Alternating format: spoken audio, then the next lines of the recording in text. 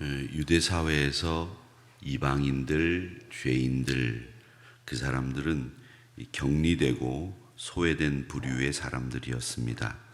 물론 우리 사회도 거기에서 그렇게 멀리 떨어져 있지 않습니다. 우리도 이방인들, 죄인들이라고 생각하고 내가 어울릴 수 없는 사람이라고 생각하면 우리 그룹에서 철저히 배제하는 일, 이거는 사람들이 모이는 곳에서는 언제나 일어나는 일입니다.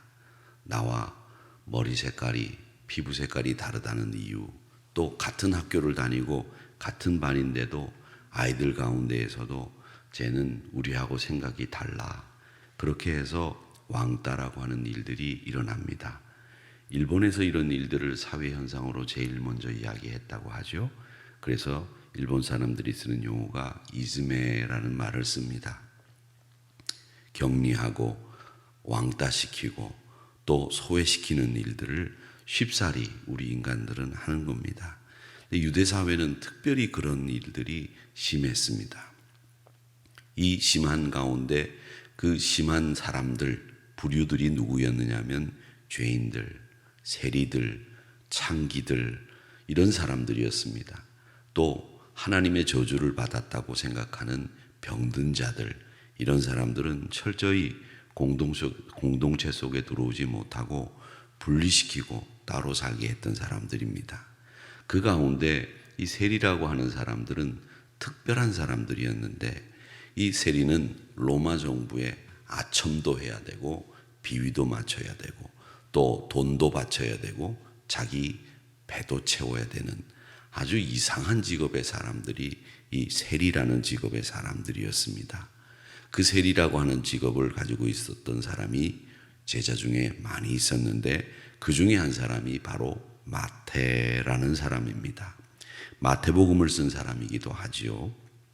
이 역시 이 사람도 로마 정부에 빌붙어서 사는 죄인이었습니다.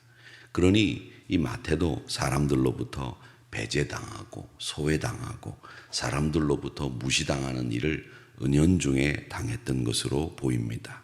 주님이 그를 품으셨는데, 제자가 되었는데, 사람들은 이 제자들이 되는 일을 보면서 예수님을 향해서 비난했습니다. 왜 우리와 같은 사람들과 어울리지 않고 저렇게 죄인이라고 하는 사람들하고 어울리느냐?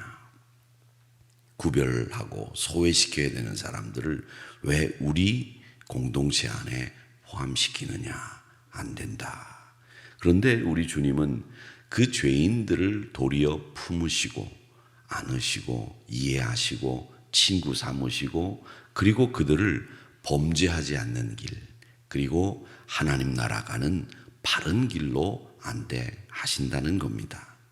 이방인들, 죄인들, 이 사람들은 우리가 무시해야 되는, 이즈메해야 되는 사람들이 아니고 우리가 역시 포용해야 되는 사람들이다라는 것이 오늘 본문의 내용입니다.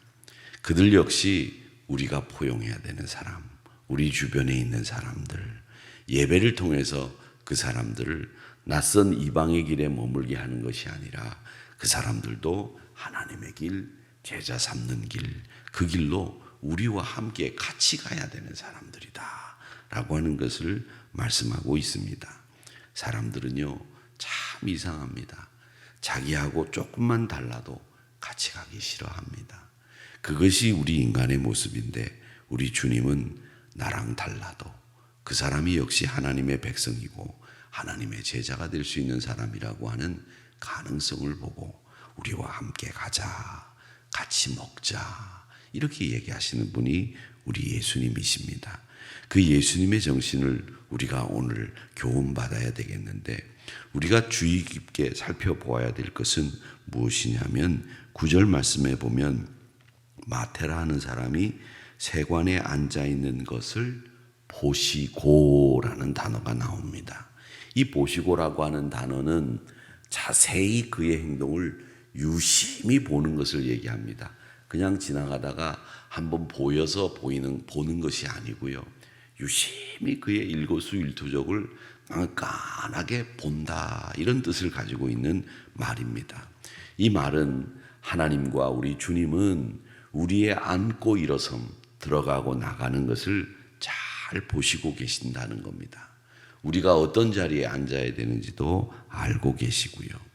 우리가 뭘 하는지도 낱낱이 꿰고 있는 분이 우리 주님이시고 하나님이십니다. 그래서 마태를 우리 주님은 유심히 보셨습니다. 죄인을 향한 사랑의 눈길로 유심히 보신 겁니다. 사람들에게는 멸시받는 존재, 사람들에게는 하찮은 사람으로 저런 인간이라고 그렇게 손가락질 받는 사람들이었지만은 죄인을 향한 주님의 사랑의 눈길을 그 주님은 거두지 않으시고 깐깐하게 보셨으며 또 주님은 그 사람의 가능성을 보시고 사명을 주시고자 눈길을 보내신 겁니다. 여러분, 사람을 보실 때 여러 가지 방법들이 있죠. 사람을 무시할 때는 옆으로 위아래로 훑어봅니다. 참 이렇게도 보죠. 또 사람 얼굴을 아예 안 쳐다보는 사람들도 있습니다. 사람과 눈길 마주치는 것도 쉽게 하지 않는 사람들, 별 사람들이 다 있습니다. 여러분, 제가 예배 끝나고 난 뒤에 인사를 하다 보면 그분들의 성격들이 다 나타납니다. 옛날에 제가 목회하던 곳에서 우리 장로님 한 분이 계셨는데 백마고지 전투에서 아주 건강하게 혼자 살아남으신 분입니다. 지금 돌아가셨는지 안 돌아가셨는지 잘 모르겠습니다만은 이 장로님이 참 재밌는 양반입니다. 백마고지에서 목사님, 제가 가가지고 전투를 벌이고 있는데 하루 저녁에는 올라가가지고 우리가 백마고지를 탈환하기도 하고 하루 저녁에는 퇴각해서 우리가 밀리기도 하고 그러면서 한 20일을 싸웠대요. 그런데 한 참호에 들어가서 이제 정상에 있는 고지를 탈환하려고 이렇게 있는데 깜빡 잠이 들은 거예요. 그래서 잠이 들었는데 할머니가 꿈속에 탁 나타나더니 야, 일어나라 그러시더래요. 그래서 일어나가지고 바깥에 나와서 기지개 켰는데 자기가 들어있는 참호에 폭탄이 떨어지더라는 거예요. 그래가지고 자기가 살아났다. 할머니 때문에 살아났다. 그렇게 얘기하시더라고요. 그 할머니를 꿈에 보이게 한 것은 하나님인데 하나님 얘기는 꼭 안 하세요. 그 얘기를 제가 목회하는 동안에 한 100번은 하신 것 같은데 할머니가 살리셨다. 할머니를 왜 꿈에 보내셨겠습니까? 하나님이 살리시려고 보내신 거죠. 하여튼 근데 이 양반이 말이죠. 건강하기도 무척 건강해요. 손에 아구 힘이 굉장히 세서 악수할 때마다 젊은 부목사들에게 당신 힘 자랑을 하려고 꽉 잡고 목사님 제 힘 세죠.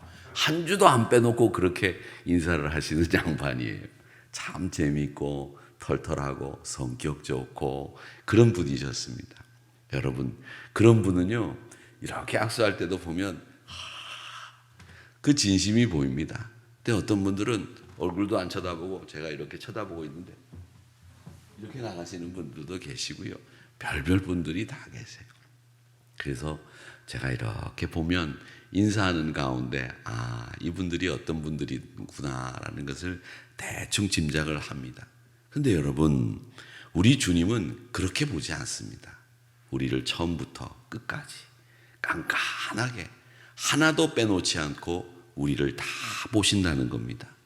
역대하 16장 9절 말씀에 보면 여호와의 눈은 온 땅을 두루 감찰하사 온 땅을 두루 감찰하사 진심으로 자기를 향하여 위를 바라보는 이런 사람들에게 능력을 베풀어 주신다라고 말씀하셨습니다. 온 땅을 감찰하시는 겁니다. 이 감찰이라는 말은 깐깐하게 하나도 빠뜨리지 않고 본다라는 이야기죠.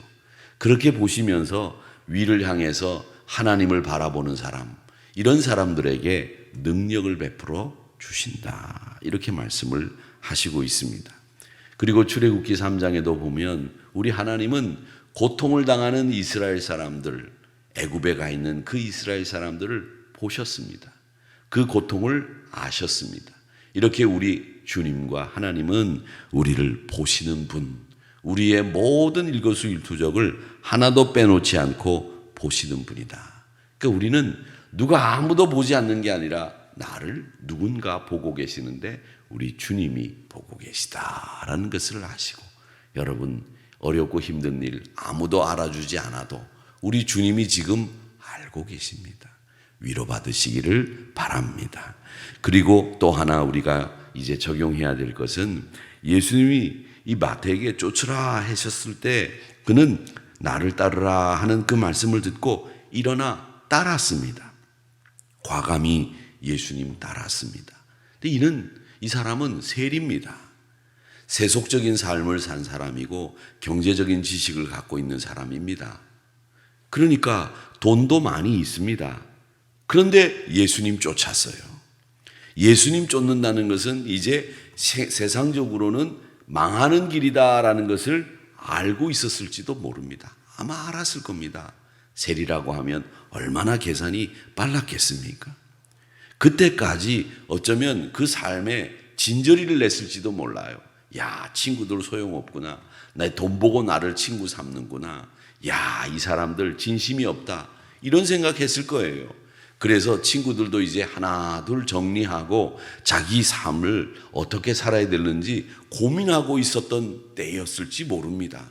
그때 예수님이 부르신 거예요. 나를 따르라. 그러니까 즉각 그를 따르게 됐던 거죠. 예수님이 생명의 주인이라고 하는 것을 알고 무거운 짐을 벗어버리고 그 음성이 거부할 수 없는 부르심이라고 하는 것을 알고 예수님 앞에 자신의 모든 삶을 투자한 거예요. 새 생명을 얻고 새 기쁨을 얻은 거죠.